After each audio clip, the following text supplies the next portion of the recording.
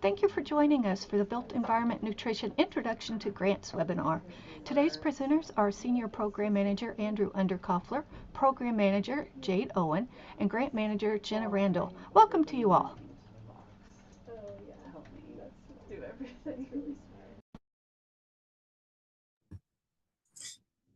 Thank you, Amanda, and thank you everybody for being here today. Before we get started, I think we have a quick video we'd like to share to show some of the incredible impacts already being made across Oklahoma. Somewhere in Altus, Oklahoma, a rural doctor is treating patients close to home. Somewhere in Goodwell, young hands are harvesting a labor of love. From Drumright to Seminole, Muskogee to Millwood High School. TSET is saving lives by supporting tobacco-free lifestyles, cancer research, and funding for healthier schools and communities. Somewhere in Olustee, the next generation is breathing tobacco-free air. The Tobacco Settlement Endowment Trust. Making Oklahoma healthier, somewhere near you. As you just saw, TSET's work touches communities throughout our state, and each of you will be contributing to that mission through your built environment projects. This cohort of built environment grantees is comprised of different funding tracks that you see here. All of you are working in different areas and have very unique and individual projects to you, but are all collectively working to improve the health of Oklahomans through the built environment.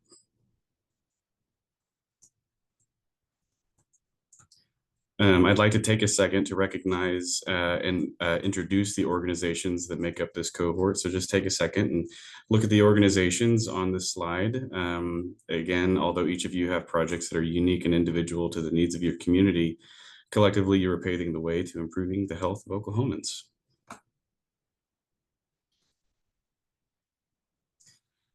Today we have 6 areas of focus for our webinar. After today's webinar, our hope is that you will have an understanding of grant expectation and what it takes to get started. So we'll be talking about grant roles and expectations, cooperative agreement requirements, annual budget, project plan, the TSET Funding Portal, and technical assistance and resources. Throughout your grant cycle, you will have the support of TSET staff. We call this your support team. Each member of your support team carries specific roles and responsibilities in providing you with access to resources, consultation, oversight, and more.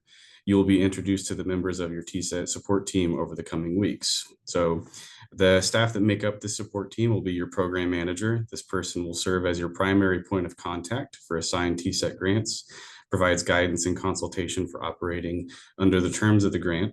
Then you'll also have a grant manager. This person serves as the point of contact for grantee cooperative agreements and any necessary amendments, revisions, budgets, and claims for reimbursement. We'll also have access to a partner support specialist. This person serves as a point of contact for technical assistance and providing support in areas that are not directly related to core grant objective and activities. Finally, you'll have access to a communication strategist. This person interacts with grantees to improve and grow communication opportunities and work on grantee communication needs. Now that you've seen a quick overview of kind of what you'll expect from your TSET support team, I'd like to talk a little bit about general grant staff expectations. There are 4 key areas of responsibility when managing a TSET grant. Communication, so effective and proactive communication is key. This means proactive notification of issues or changes, participating and engaging in required meetings and trainings, utilizing our technical assistance resources when needed, and maintaining consistent and open communication with TSET.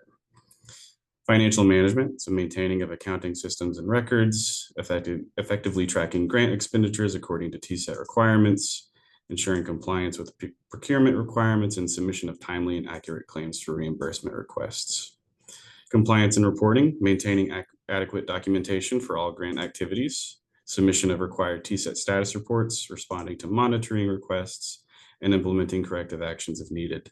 And finally, project execution. This is your core objective, implementing your approved scope of work and achieving project milestones on schedule and on budget.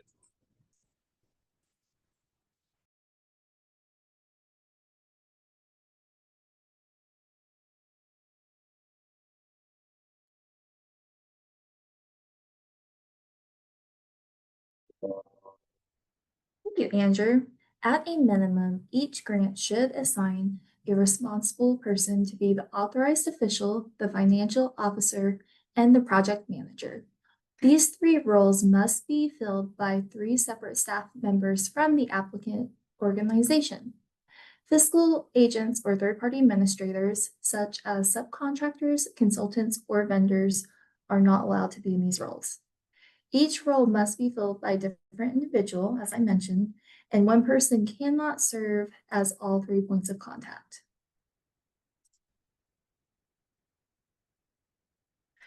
The authorized official is the person who will receive the cooperative agreement of the grant.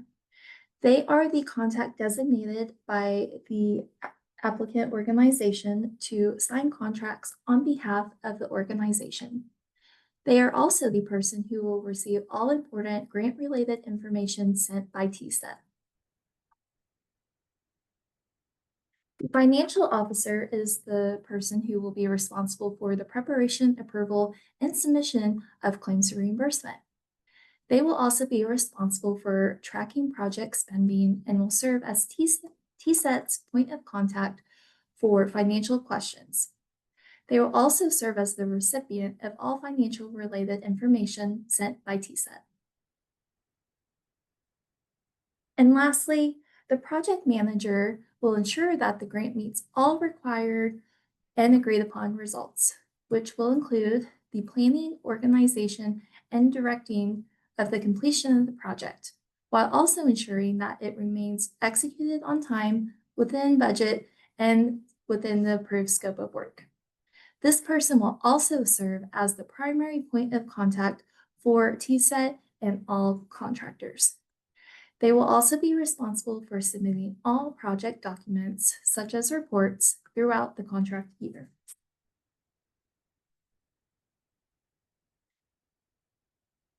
If the organization will be engaging with a third party to support the project, a designated representative from the applicant organization must remain actively involved and serve as the primary point of contact with TSET throughout the duration of the project.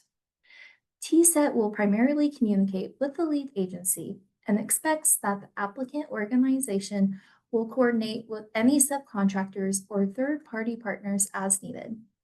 Additionally, all subcontractors must be approved by TSET prior to entering into the contract.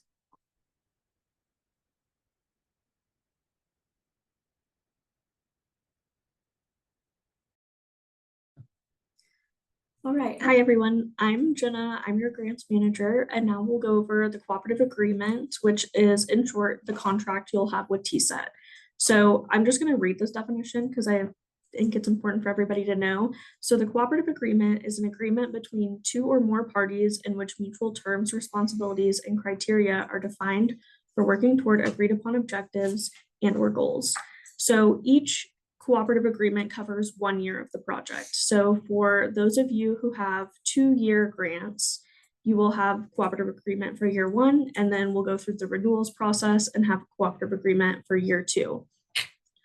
Awarded grants may be renewed for an additional year, so you don't need to worry about this now, but as you come to the end of year 1, those of you who have 2 years of funding will go through the renewal process and do an additional cooperative agreement for the 2nd year, which will also need to be approved by the TSET Board of Directors. So you'll do another budget and project plan for year 2 following year 1. So the cooperative agreement periods are April 1st to March 31st for both years. So this year you will kick off your grants April 1st, 2026, and then end March 31st, 2027. And the dates will be the same for year 2 grantees after the renewals process of April 1st, 2027 to March 31st, 2028. So the cooperative agreement will be sent to you via email to your authorized official, and it will have once the agreements are fully executed, we'll have the fully executed cooperative agreement that's signed by your authorized official and TSET's executive director, as well as a form called the non-collusion certification that's required by the state of Oklahoma that your authorized official will sign. that will be sent at the same time in the same link with your cooperative agreements. But just letting you know that those are two separate forms. One of them is our TSET cooperative agreement, and one of them is a document that we send that's required by the state that basically says you are not colluding and we are not colluding. So getting to the signed cooperative agreement. So before we send that out to your authorized official to sign, I know you all have heard from your program managers. Sorry, I'm getting confused with project manager and program manager. Everyone bear with me. So you've all been working with your program managers to finalize your budgets and project plans. And once everybody's on the same page that those are ready to go, we'll compile those with your cooperative agreements and send those to your authorized official. So your annual budget for year one that you've all been working diligently on is your TSET budget summary, your detailed budget justification showing each individual purchase. I know that they're lengthy and time consuming, and we do appreciate all of the diligence you've put in with them, as well as your budget justification for any match funding if your project has match funding. So the budget that you do for year one cannot exceed the amount approved by the TSET Board of Directors, which is the amount that I included in the email that I sent you all congratulating you on being awarded. Your proposed budget will undergo review, as it already has been, and get approval prior to the issuance of the cooperative agreement. And the approved budget must align with your proposal narrative and all components of the project that you're working on, your proposed scope of work, and grant planning documents. And also the TSET Financial Guidance Manual will be a key tool for you all in this, and Jade and Andrew will provide more details momentarily on how you guys can all access it. We love the TSET Financial Guidance Manual. It has everything that we rely on, everything that you will rely on. Keep the Financial Guidance Manual in mind. So a brief list of unallowable costs, which is not an exhaustive list. You'll be able to see an extended list in the financial guidance manual, or feel free to reach out to me at any point in time. These are general unallowable costs across all of TSET's grants. Your pre-award costs, so anything that happens before April 1st, we will not be able to reimburse. So do not do any project-related spending prior to the kickoff date of the grant, or else we will not be able to reimburse you for them. You are not allowed to use TSET funds for entertainment costs, for amusement or diversion, cash prizes, for donations, for fundraisers, program activities, and or events. You cannot buy land or property, and you also cannot purchase vehicles. This is just the quick overview. If you have any questions about anything else, we are very accessible to answer any questions and happy to talk more if anybody has any questions about unallowable costs.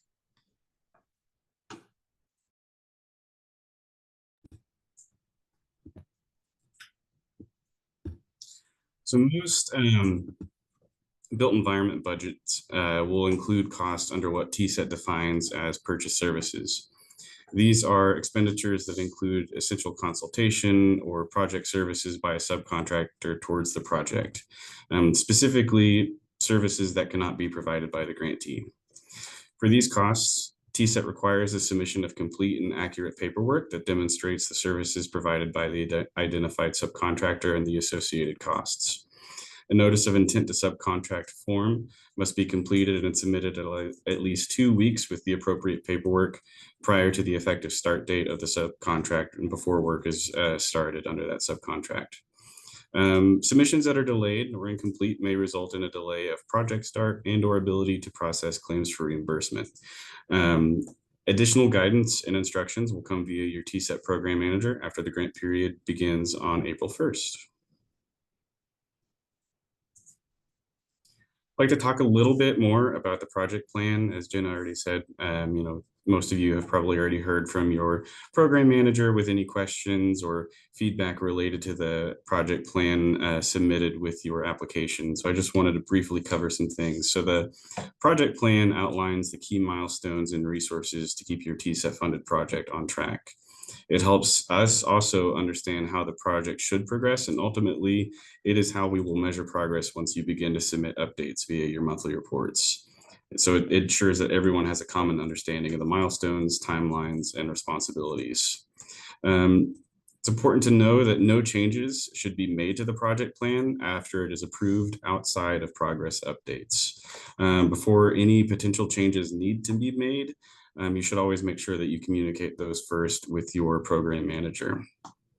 The milestones of the plan must align, as mentioned previously, with the approved scope of work, the approved budget, and remain within the cooperative agreement period. So if you are funded for 2 years, you'll have a separate project plan for each year of funding. We do understand that sometimes changes do occur.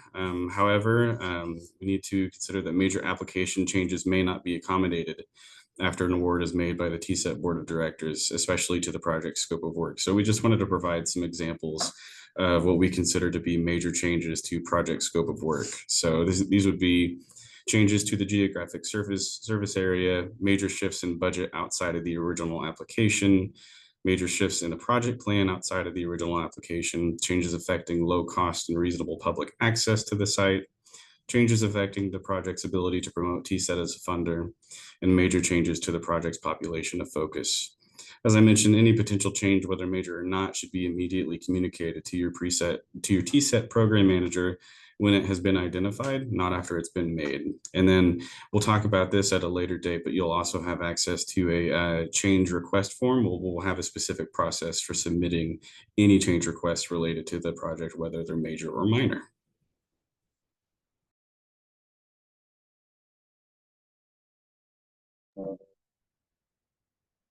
All grant contacts and TSET funded staff must register for a TSET Funding Portal account, as all documents and information sent by TSET will be disseminated through the funding portal.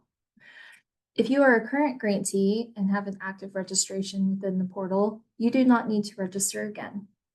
For difficulties registering or accessing the TSET funding portal, technical assistance may be requested by completing the linked web form, and we will send the slides out following the presentation, so you'll have that link.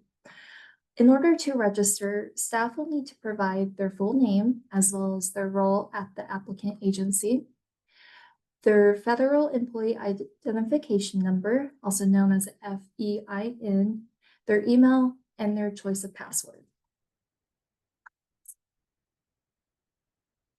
Here we have a screenshot of what the funding portal will look like. It may look a little bit different depending on your screen size. So if you need to go back to the Home tab, you can just click that Home button. If you click the Applications tab, this is where you can access all of your draft and submitted grant applications.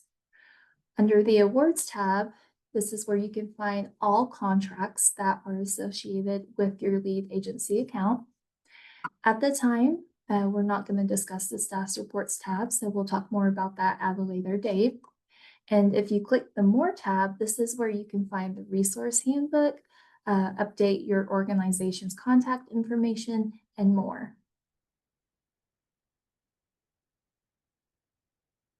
All right, to locate the Grantee Resource Directory, you can navigate to the More tab and then select Resources from the list of options. The directory includes resources and guides, such as how to submit claims for reimbursement, the financial guidance manual that Jenna mentioned earlier, as well as the notice of intent to subcontract form Andrew discussed. If you have a specific need, question, or challenge, technical assistance may be requested by logging into your portal account at oktset.my.site.com and then selecting the technical assistance link. Examples of some of the questions that we've received in the past are related to claims for reimbursement, financial or in-kind match, questions related to the notice of intent to subcontract paperwork, as well as where to find resources, documents, and information. Additional examples that we've seen TA submissions for include resource recommendations, whether or not certain purchases are allowable, if there has been a potential scope of work change and how to go about changing that, as well as any strategic communication, including TSET logo usage needs.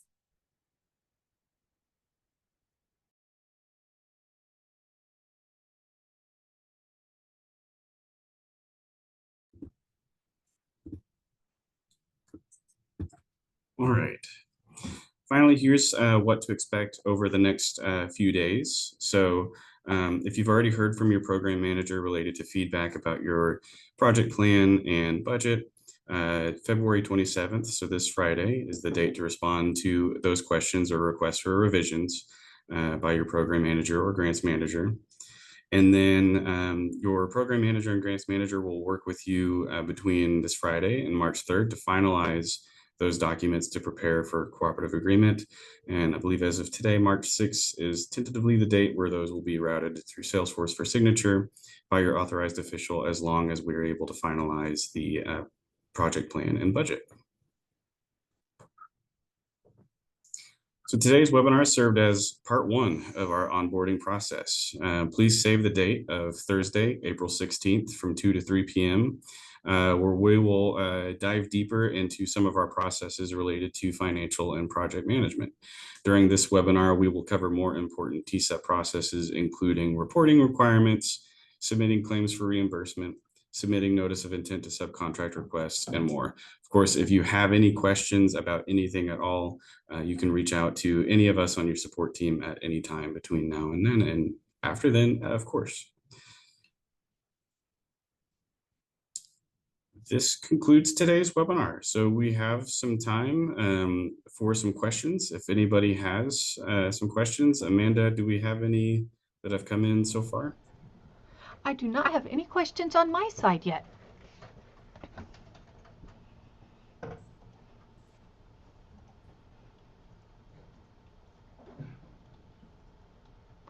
So we'll give about another minute or so. If you have questions, go ahead and put them in the chat box. Yes, Amanda, Rachel sent me a question. So she asked, what if things in our original budget have increased in price since we quoted it on our application?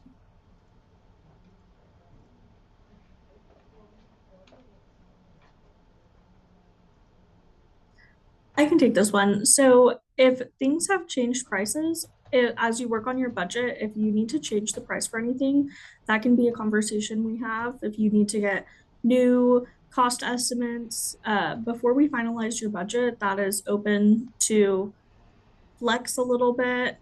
If we need to look at different sourcing and you need to redo a whole budget category, say like if you're one of the cafeteria projects and the cost of a fridge has increased or something like that. I'm using an example. I don't know the specific situation here. The total award amount cannot change.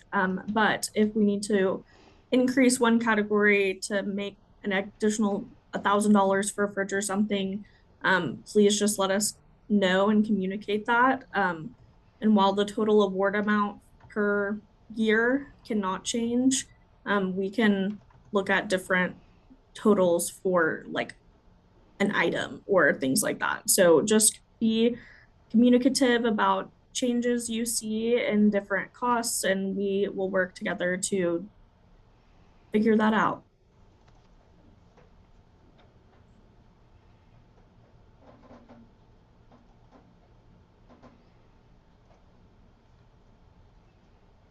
Okay, well, I don't see any questions coming in through the chat box. So thank you for joining us today. If you have questions, please contact your program manager or your grants manager. Thank you very much, and we will see you next time.